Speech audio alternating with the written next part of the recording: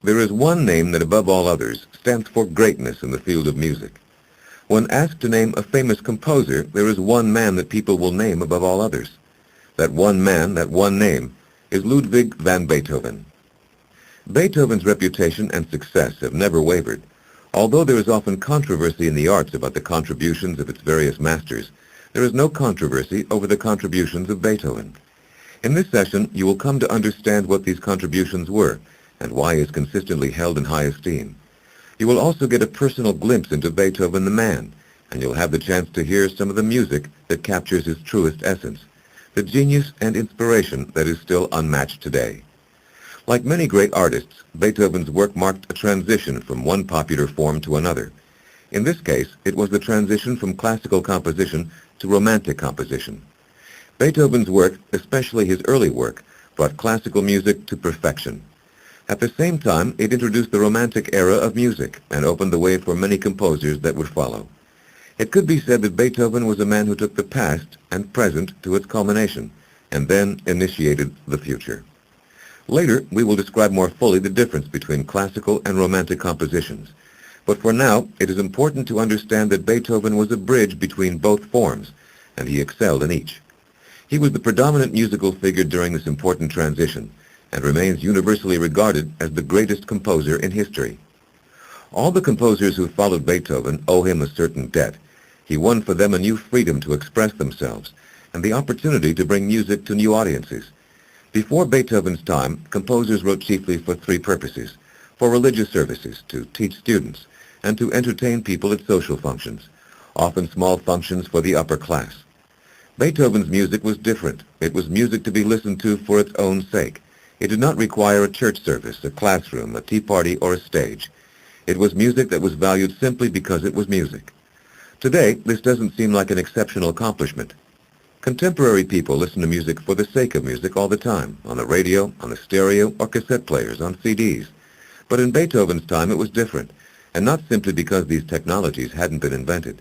It was different because music required a function or an event to justify it. Music required an external purpose. Beethoven changed this. His music was an event in and of itself. Beethoven's music was an event because he created an entirely new sound. He expanded and changed traditional musical forms so that music had more force, more strength. At first, this confused the critics. They found his music difficult to understand, and so did the musicians. Often they proclaimed Beethoven's work impossible to perform, and more than once a musician stomped out of rehearsal, frustrated by the new and intricate use of their instruments that his work demanded. However, even in his own lifetime, the power of his music became widely recognized and deeply admired. Beethoven was also the first composer to realize the full potential of instrumental music. His were the first compositions that didn't rely heavily on vocals and librettos. A libretto is the verbal text of a composition, such as the dialogue in an opera. Before Beethoven, vocal music was considered the highest art form, and instrumental music was considered inferior. Only music with words, such as cantatas, operas, and oratorios, were held in high regard. Furthermore, music itself was held to be an inferior art form to literature and painting. All of this was beginning to change when Beethoven was writing. It changed in part because of new orchestras with superb abilities. It changed in part because of the work of the composers Haydn and Mozart, who began to imbue music with more feeling. But it changed most of all because of Beethoven himself. He elevated music. He made it far more than just a combination of pleasing or interesting sounds. He wrote music that didn't rely in the least on voices or singing, and he instilled that music with thundering force and intensity and perfection of design. Wagner, who followed Beethoven and took much of his inspiration from him, said Beethoven was the discoverer of instrumental melody. Some of Beethoven's work had an immediate impact on other composers. In many ways, he defined the work of the new generation, influencing such future masters as Berlioz, Schubert, Mendelssohn, Wagner, Brahms, and Mahler. Other works had more impact in the long term, but for almost 200 years, Beethoven's music has never lost its place as a popular and central part of classical music and concert programs. Ludwig van Beethoven was born on December 16, 1770, in the town of Bonn, Germany. It was exactly the right time and the right place for a child of Beethoven's potential. At the time, Bonn was under the guidance of Maximilian Francis, brother to Joseph II, sole ruler of the Holy Roman Empire. Maximilian transformed Bonn from a small provincial town to a thriving center of culture. A liberal Roman Catholic, he gave Bonn a university and opened the city to the leaders of the German literary Renaissance, people like Goethe and Schiller. Soon this formerly insignificant city was filled with some of the most notable artists and thinkers of the times, and into their midst came the young Beethoven. Music was in Beethoven's genes. His grandfather and his father had both been musicians in the service of German princes, and it was expected from the start that the young Ludwig would follow suit. His family was not disappointed. By the time he was only 5, Beethoven was playing the piano and the violin and demonstrating a remarkable musical memory. His father Johann had ambitions for his son. He wanted to mold him into a child prodigy like Wolfgang Amadeus Mozart had been. Johann, who was an alcoholic, set out to achieve his dream with almost merciless disregard for his son's happiness. He gave him piano lessons when he was only 4. Ludwig was so small he had to stand on the piano bench to reach the keys. His father rapped his knuckles sharply whenever he made a mistake. He forced Ludwig to practice at the piano for hours at a time. He would often come home late at night drunk and force his son out of bed to practice or to show off his talents to his father's friends. Ludwig would sometimes have to play all night, cold, tired, and hungry, tears rolling down his cheeks as his fingers dutifully tapped the piano keys. By the age of 12, Beethoven showed such talent that he was made an assistant and student to a prominent organist in town. At 13, he was accompanying the opera at the keyboard. At 18, he was playing the viola in the local theater orchestra. As a teenager, Beethoven was sent to Vienna, the musical center of Europe, where all aspiring students hoped to study and where some of the most talented amateur and professional musicians had made their home. In Vienna, he played for and took lessons from Mozart, the former child prodigy his father had so admired. Mozart, only 21 years old himself, said of the teenage Beethoven, "This young man will make a great name for himself. He will give the world something worth listening to." But shortly after he arrived in Vienna, Beethoven's mother died, and he returned home to Bonn. He took over the family responsibilities from his alcoholic father and became the sole support for his father and his 2 younger brothers, Caspar and Nicholas. During this time, he also became the tutor to the children of Madame von Breuning, the widow of the Chancellor. It was a pivotal experience for Beethoven. Madame von Breuning introduced him to many of the wealthy and influential people who would later financially support him. These included local Bonn citizens as well as aristocrats and music lovers visiting from Vienna. In 1792, at the age of 22, Beethoven once again returned to Vienna, this time to study with the famous composer Franz Joseph Haydn. On this visit, he gathered more fans in the aristocracy and with Haydn began to perfect his technical skills. At first, Beethoven was admired as a pianist. His emotional playing of the piano was unlike anything the Viennese had heard before. So powerful was his playing that people in the audience could be seen weeping quietly as they listened. This show of emotion never moved Beethoven. He would laugh at the audience and shout, "You are fools." If people talked while he performed, he would storm out in a huff. And if he took a dislike to the people present, he would refuse to perform at all. But people seldom took offense. They always excused his bad manners on behalf of his genius. Soon the Viennese public would recognize that Beethoven was more than a superb pianist. They would come to value him as a composer as well. Many individuals offered him stipends, and these stipends supported him for the rest of his life. Beethoven is believed to be the first composer to make a decent living without having to rely on a court or a church. In the next few years there would be changes that would define the course of Beethoven's future. The first change was the death of his father shortly after he moved to Vienna. Soon after that, the French revolutionary forces went storming into the Rhineland, occupying Beethoven's hometown of Bonn. All of his ties with Bonn had come to an end. Beethoven moved his 2 younger brothers to Vienna and settled in. He would stay there for the remainder of his life, leaving only for summer holidays in the countryside. The man who would soon become the world's greatest composer was now right where he belonged, in the city of musical genius. Unlike most of the composers before him, except Mozart, Beethoven never held an official position in Vienna. He supported himself by giving concerts, teaching piano, and as his reputation increased, through the sales of his compositions.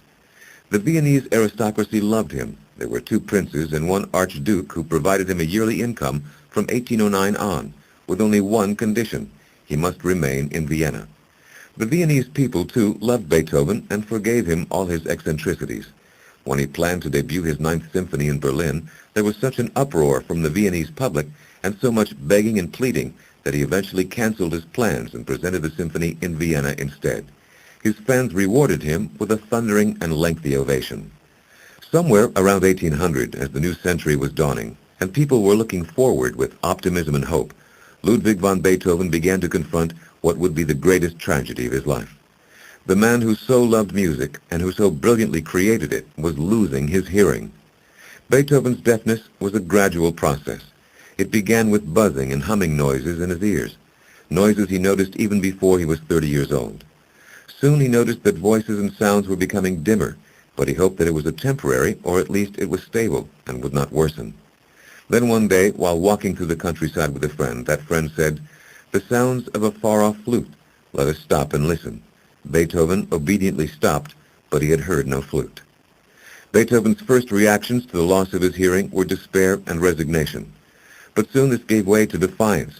In 1802, he wrote a famous letter to his brothers, now known as the Heiligenstadt Testament. In that letter, the composer refused to admit defeat. He launched all-out warfare on the pessimism that had engulfed him. He said he was resolved, in his words, to seize fate by the throat and to continue working no matter what his handicaps. Beethoven emerged from this crisis of faith by producing a series of outstanding works that marked an entirely new period artistically. Within the next few years, Beethoven's deafness became so advanced that he could no longer perform publicly, and he began to communicate with people by writing in little notebooks, now known as his conversation books. Over the years, his hearing would fade more and more until finally, by the age of 50, he was completely deaf. At first, he pounded and pounded on the keys of his pianos, trying to make the music loud enough to reach him, but he only succeeded at shattering the keys and snapping the strings. Eventually, he would chop all the legs off his pianos and place them on the floor where he could feel the vibrations of his music. Beethoven's apartment was a remarkable sight. He would have as many as 3 or 4 pianos at once, most of them broken, stained with spilled ink, covered with messy papers and notes, legless on the wooden floor, next to piles of dirty clothes and plates of old, uneaten food. His constant pounding and his sloppy, distracted ways were a nightmare to his landlords. Beethoven had to move many times, often 2 or 3 times a year. The deafness of Ludwig van Beethoven, although tragic, was also a gift, if not for him, for the world. Because he could not hear, he had to gradually cease playing the piano and performing for the public. And when that happened, he shifted his focus to composing and proceeded to create the stunning symphonies, concertos, and sonatas that have enthralled 2 centuries of listeners. Beethoven's deafness never affected his ability to write music. Some of his most important works were composed during the last 10 years of his life when he was completely deaf. It was his destiny to create sounds of exquisite beauty for the whole world to enjoy, but which he himself could never enjoy. Yet although his deafness never interfered with his work, it did affect his personality. He had always been a proud man, independent, and undeniably eccentric. But with the loss of his hearing, he seemed to lose whatever small social graces he once had. He was irritable, rude, often insulting. He once wrote a song for an overweight violinist entitled it "Praise to the Fat One." And once when he became angry at a prince who was one of his financial backers, he yelled, "There are and there will be thousands of princes. There is only one Beethoven." His anger and grief at what he'd lost was directed at almost everyone he encountered. He himself explained his behavior in the Heiligenstadt Testament, the same letter to his brothers where he announced he would seize fate by the throat. "O ye men who think or say that I am malevolent, stubborn, or misanthropic, how greatly do you wrong me! You do not know the cause of my seeming so.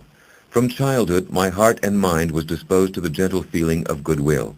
I was ever eager to accomplish great deeds, but reflect now that for 6 years I have been a hopeless case, made worse by ignorant doctors, yearly betrayed in the hope of getting better, finally forced to face the prospect of a permanent malady whose cure will take years or even prove impossible. If only I were rid of my affliction, I would embrace the whole world." Beethoven considered suicide for a time, but discarded the thought. He said it was the music that prevented him, but only art held back. For it seemed unthinkable for me to leave the world forever before I had produced all that I felt called upon to produce. Beethoven always felt divine hands at work in his music. When he composed, he considered himself at one with the Creator, and he therefore took endless pains to perfect what he'd written. Once when a violinist complained that his passages were too difficult to be played, Beethoven responded, "When I was composing that, I was conscious of being inspired by God Almighty. Do you think I can consider your puny little fiddle when He speaks to me? When someone once commented on the long hours he spent by himself, he told them simply, I am never alone when I am alone.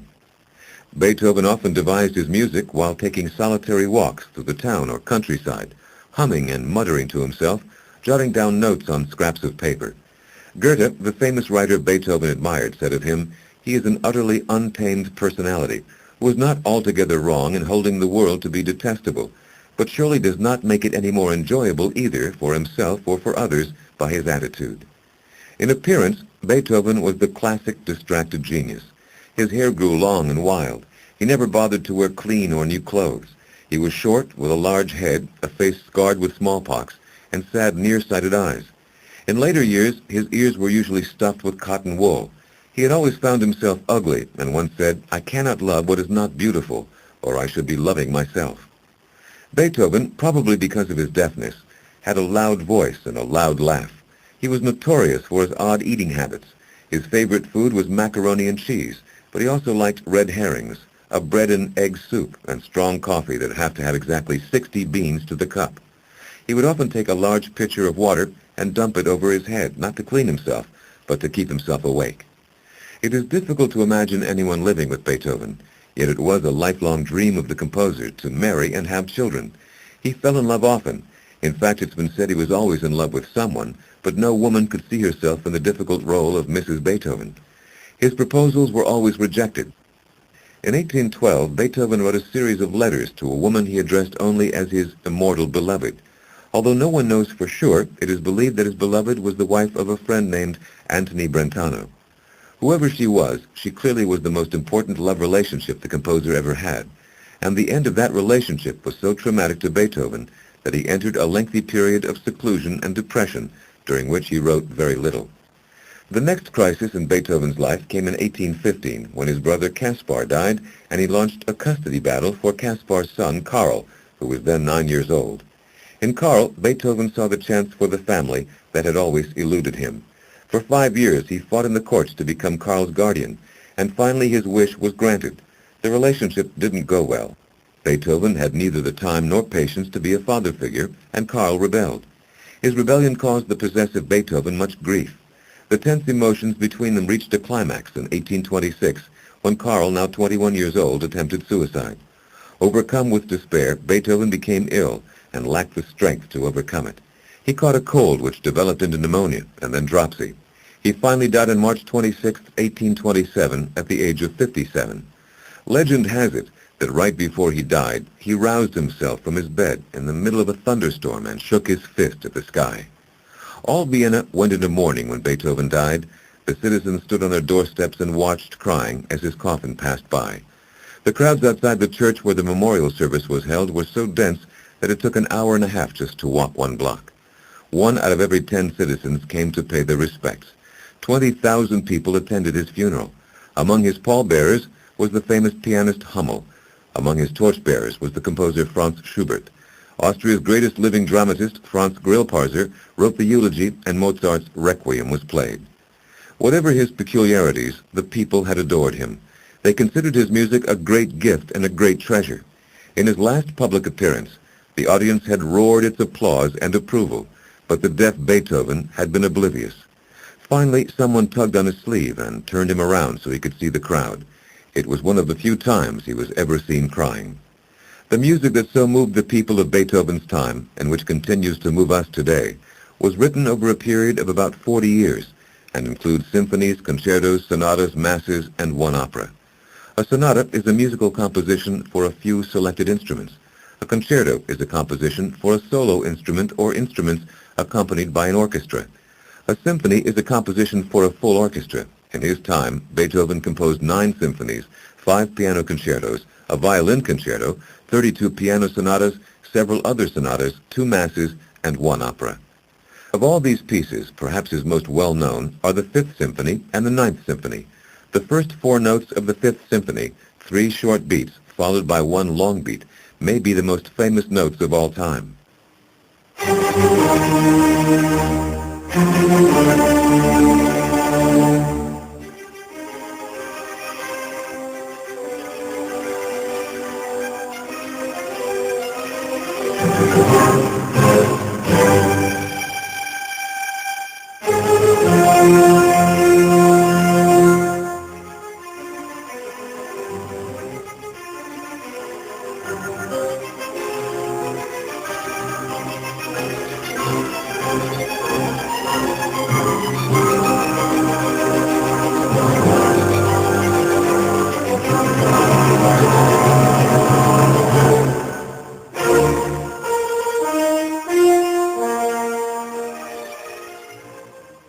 The first famous notes of this piece have been sometimes interpreted as the sound of fate knocking on one's door.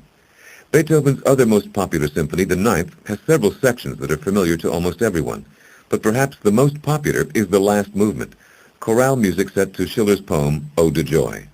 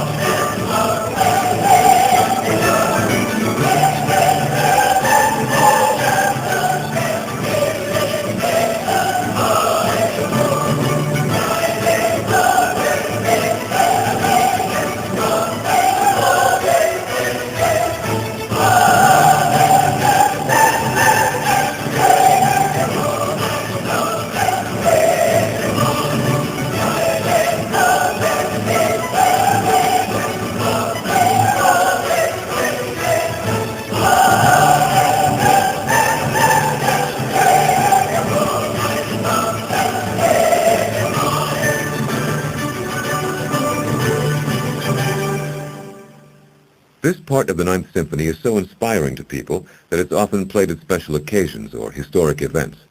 For instance, it was played during the Chinese student protest in 1989, and it was also played when Germany's Berlin Wall was torn down in 1990. Yet these two selections are only a small part of the vast amount of powerful and beautiful music Beethoven produced. That music is generally divided into three periods. The first or early period covers his early works up until about 1800, when he turned 30 years old. During this period, Beethoven followed the traditions of 18th century music. These first works were heavily influenced by two great composers who preceded him, but who were also his contemporaries, Wolfgang Mozart and Joseph Haydn. Beethoven mastered the high classical style during this period and the use of counterpoint. Counterpoint is the technique of composing two or more melodies that are heard simultaneously. This concern with craftsmanship was typical of the 18th century classical approach. Beethoven wrote mostly for piano in these years. He wrote his first two symphonies, his first three piano concertos, and several sonatas, including the Pathétique.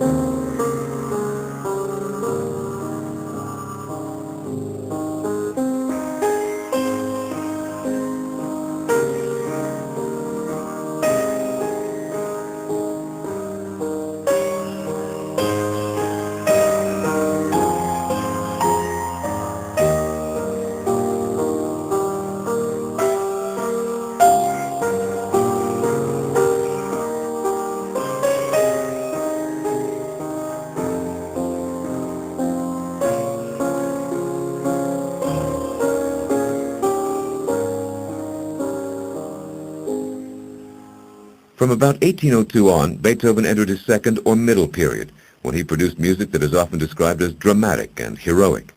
It was his most productive period, and it was during these years that he began to break with formal conventions of classical music. He wrote his third through eighth symphonies, his one violin concerto, and his only opera. The third symphony is called Eroica, but that wasn't its original name. Originally, Beethoven named it Bonaparte, and intended it as a tribute to the hero of revolutionary France, who was the exact same age as Beethoven himself. But when Napoleon proclaimed himself an emperor, Beethoven became disenchanted and, in anger, tore the title page of his symphony in two. He renamed it Eroica, which means heroic, and wrote that it had been composed in his words to celebrate the memory of a great man. The one opera he wrote was called Fidelio. Beethoven seemed cautious about opera, perhaps because he never felt completely comfortable composing for voice. He revised it twice and wrote 4 overtures before he was satisfied. Fidelio was an opera that praised the ideals of freedom, individuality, and triumph over tyranny, ideals Beethoven had admired in the French Revolution. Beethoven wrote one of his most moving and haunting sonatas during this middle period and dedicated it to an 18-year-old countess with whom he was in love at the time. He called it Sonata in C-sharp minor, or more poetically, the Moonlight Sonata.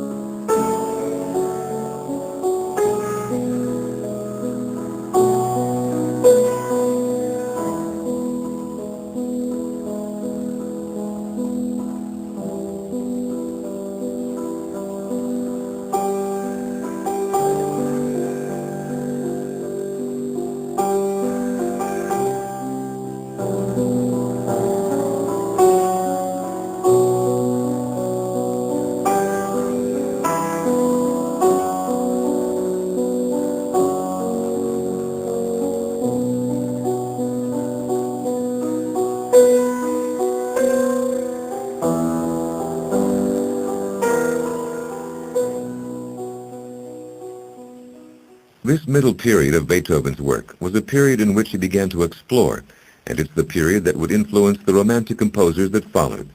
His harmonies remained simple, but he began to use them in new ways, relating them differently to the main pulse of the music. He paved the way with compositions that were highly expressive, mysterious, and lyrical. A key characteristic of Romantic music was that it suggested meanings without making them specific. There is a sense of hidden significance.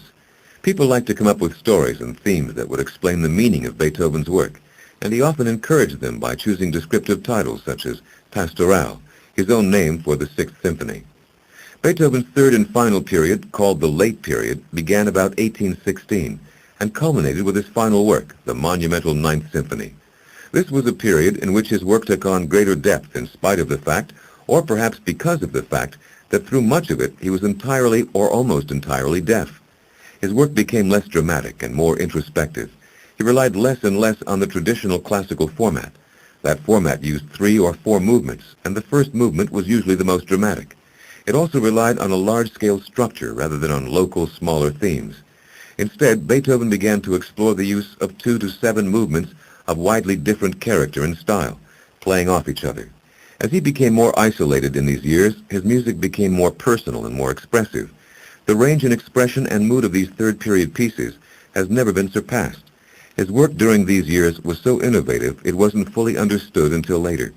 He had included complicated musical structures and fugues, short themes that are repeated by different instruments. These works stretched the abilities of the musicians and their instruments and confused people of the time. But it was this period that would influence composers of the 1900s, including Bela Bartok. The contribution Beethoven made to classical composition was that he created works of art with varied emotions and yet with unity that relied on the organization of the music itself. His contribution to Romantic composition was that he used the power of his music to convey a philosophy of life without the need of a spoken text. When he described his Sixth Symphony, the Pastoral, as more an expression of emotion than painting, he was laying the groundwork for the Romantics who would follow. To Beethoven, feeling was important in the music, yet this didn't make him a true Romantic. He is instead a true classical composer, chiefly because of the balance he achieved with emotion and form.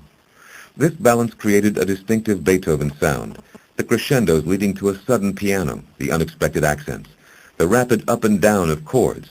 All these were his trademarks and are what helped him give the instrumental its own life and value, free from reliance on vocals and song. Beethoven's sketchbooks, many of which still remain, give us an idea of how painstakingly he worked. He designed his compositions with great care, revising and altering as new ideas came to him. Some sketches start with just a melody and a bass, but in others the sketches are fully developed and elaborate. He seemed to work on more than one composition at a time and never seemed rushed about finishing. It was a process that often took many years. Beethoven took his mission seriously. Unlike most composers of his time, he clearly believed he was creating high art and that this art had the potential for immortality. The greatness of Ludwig van Beethoven lies in the extraordinary music he created, and it lies also in his personal approach to his art and to his life. He was an artist who dared to break with tradition, to remain true to his own inner vision. Unlike composers before him, he refused to be limited by what could be sung. In fact, he refused to be limited at all. Even though he could and did master conventional classical form, he insisted on going further, inventing a new form that offered greater range of emotion and power. In doing so, he freed music for many composers who followed and opened the doors for the romantic period of music that took its inspiration chiefly from him. He is also almost solely responsible for giving instrumental music its rightful place in history, as an art form in and of itself, independent of the voice and singing. He personally demonstrated his own love and respect for music by dedicating his life to it, at high personal cost. His music deprived him of any hope of a conventional domestic life or family. He pursued his art with such dedication that even complete deafness could not stop him.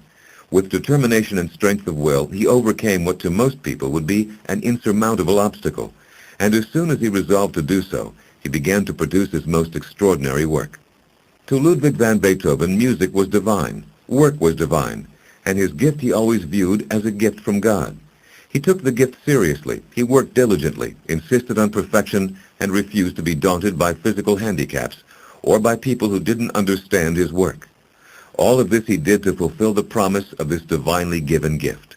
In exchange, he has been given immortality, and he remains to this day the greatest composer who ever lived.